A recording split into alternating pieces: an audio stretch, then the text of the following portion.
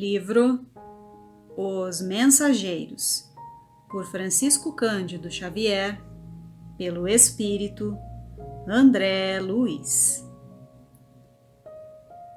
28. Vida social. À noite, surpreendiam-me os sublimes aspectos do firmamento no posto de socorro. O luar safirino envolvia todas as coisas. O céu era qual infinita colcha de azul muito límpido, pontilhado de astros fulgurantes. As nuvens da tarde haviam desaparecido.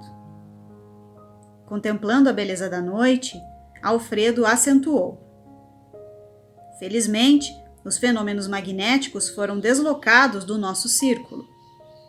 Os aparelhos, porém, continuam registrando enorme conflito de forças inferiores. Ia comentar a beleza do céu ante a observação do administrador, quando a campainha retiniu suavemente. Chamavam à entrada. Alfredo e Ismália sorriram. Muito gentil, o chefe do posto asseverou: temos a visita de amigos do Campo da Paz. E convidando-nos à recepção no balaúrte avançado, acrescentou jovialmente: temos também aqui a nossa vida social. Como não? É preciso saber viver. Encantado com essa nota alegre, acompanhei os donos da casa, verificando, com indizível surpresa, que tínhamos sobre os olhos um belo carro tirado por 2 soberbos cavalos brancos. Tratava-se de veículo confortável e interessante, quase idêntico aos velhos carros de serviço público do tempo de Luís XV, que eu vira mais de uma vez em publicações antigas. Nele chegara a pequena família da colônia próxima que, pelas informações de Aniceto, demorava a 3 léguas do posto aproximadamente. Alfredo apresentou-nos, com exceção de nosso orientador, que era velho amigo dos recém-chegados. Constituíam-se os visitantes do casal Bachelard e 2 filhas jovens. O chefe do grupo mostrava idade avançada, revelando, porém, excelentes disposições. A senhora dava a impressão de madureza, aparentando, contudo, maravilhosa vivacidade, assim como as 2 moças. A alegria era enorme. Não se observava qualquer nota de convencionalismo menos digno, como na terra. Os gestos de cada um, a simplicidade, a despreocupação e as frases afetuosas demonstravam sinceridade pura. Permanecíamos num quadro social inacessível ao fingimento. Voltando ao interior doméstico, entre grandes manifestações de júbilo familiar, observei que os recém-chegados eram amigos de muito tempo, que vinham ao encontro de Ismália. A nobre senhora pareceu-me contentíssima. Expediu recados afetuosos para algumas famílias do posto e, em breves minutos, o castelo recebia inúmeras pessoas que concorriam ao brilhantismo da seleta reunião. Sentindo-me assaz insignificante ao lado dos novos amigos, limitava-me a ouvir e observar. Logo aos primeiros instantes de conversação particularizada, ouvi Aniceto perguntar ao senhor Bachelard: como corre o serviço? O velho bondoso respondeu num sorriso largo: bem, sempre bem. Apenas não podemos fixar demasiada atenção nos companheiros encarnados. E ajuntou com graça: é indispensável aprender a servir e passar. Nosso instrutor sorriu igualmente e observou: compreendo, compreendo. Aliás, o progresso humano não é uma questão de dias. Não tenhamos ilusões. E, percebendo que Vicente e eu poderíamos aproveitar com a palestra, Aniceto indicou o novo hóspede de Alfredo, explicando solícito: nosso amigo Bachelard é chefe de turmas de assistência aos nossos irmãos do círculo carnal. Tem longa experiência dos homens e conhece-os como ninguém. há muito que aproveitar nas suas observações. Não tanto, meus caros, exclamou o Sr. Baccelar de bom humor. Não tanto. Sou simples companheiro de vocês, cumprindo deveres por acréscimo da misericórdia divina. Não posso fazer muito em razão de minhas deficiências naturais. Estamos certos do grande proveito da sua palavra, objetou Vicente, até então calado.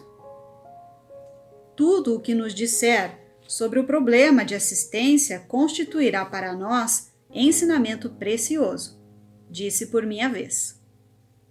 O novo amigo fitou-nos com inteligência e perguntou: foram médicos no mundo?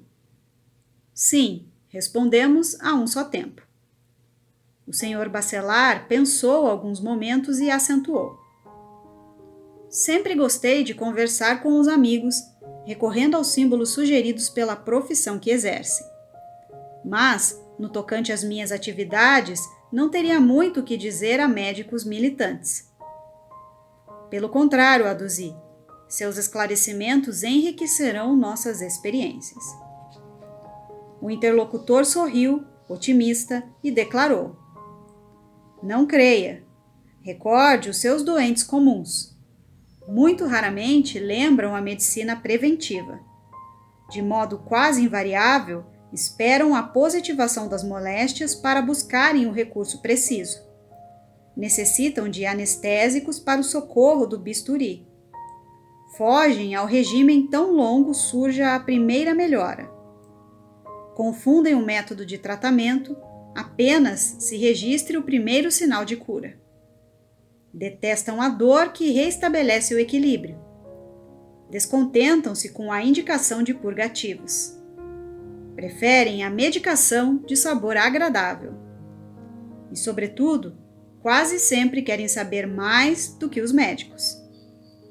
Esta síntese aplicável a corpos doentes representa, em nosso campo de serviço, o resumo do programa de assistência aos espíritos enfermos encarnados na Terra e com agravantes de vulto, porque em nosso setor não podemos manipular a alma à maneira do cirurgião que opera as amígdalas.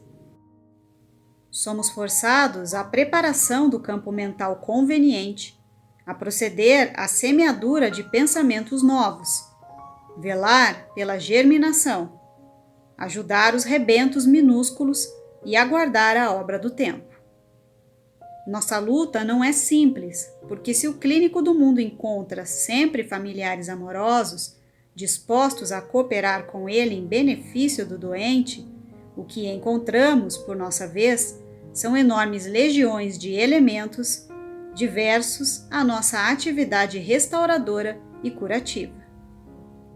Em geral, o médico do mundo presta socorro a quem deseja recebê-lo, pelo menos nas ocasiões de graves perigos.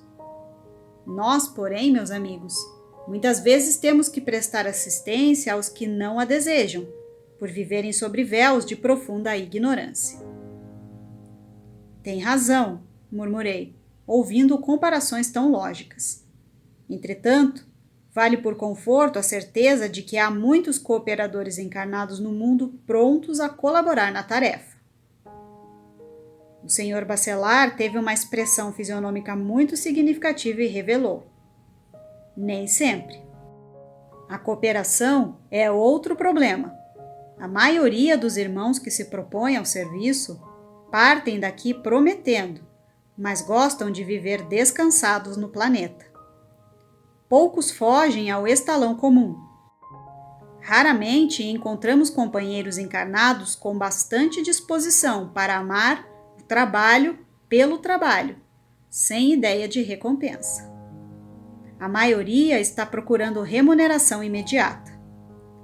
Nessas condições, não percebem que a mente lhes fica como um aposento escuro, atulhado de elementos inúteis. À força de viciar em raciocínios, confundem igualmente a visão. Enxergam tormentas onde há paisagens celestes, montanhas de pedra onde o caminho é gloriosa elevação.